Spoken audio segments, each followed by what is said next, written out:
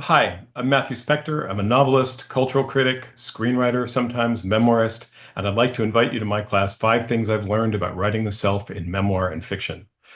I'm the author of two novels that could reasonably be termed autobiographical and two memoirs that have inside them elements of fiction, scenes in which I don't appear, places I've never visited, and so on. And I'm interested in all of my writing in threading that line between personal narrative, cultural history, and fiction. Um, I like to make things up, but you can't necessarily do that in fiction, or at least you can't do nonfiction. You can't do it quite so freely. So how do you thread that line? How do you make personal or nonfiction writing lively, energetic, and enveloping like fiction without violating the terms of service, so to speak? And how do you do the opposite? How do you introduce personal material into your fiction without capsizing it or becoming overwhelmed by it or having the fiction kind of start to feel like journal writing? So, the key to all of that I've found, or a key to all of that, has a lot to do with your narrator, with the construction of your narrator. People sometimes ask me questions about plot, or how do I organize my books, because they tend to be fairly complicated in their structures. And I find that that always comes back to who is the self that is doing the telling on the page.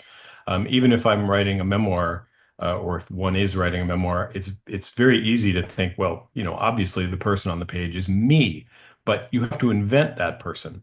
And that's true whether you're writing fiction or memoir, I believe. And so this class is really designed for whether you're a fiction writer working in first person or working with intimate or personal material, or if you are a memoirist or writing a personal narrative that you're trying to get a handle on, trying to figure out kind of how do you structure it, how do you tell that kind of story in a way that's really persuasive on the page. This class is designed really for both of those situations, and also for people who are perhaps trying to figure out which path to turn with their story. If you're trying to decide, well, I could write this as a memoir, I could write this as fiction.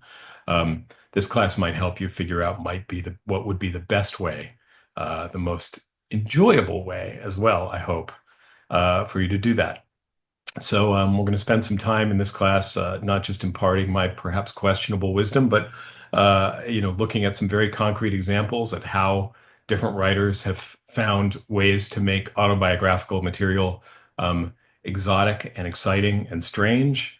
Um, we're going to do a few exercises, I expect, and hopefully in the span of 2 hours, you will have picked up some things that are going to help you tremendously in your writing as you move forward.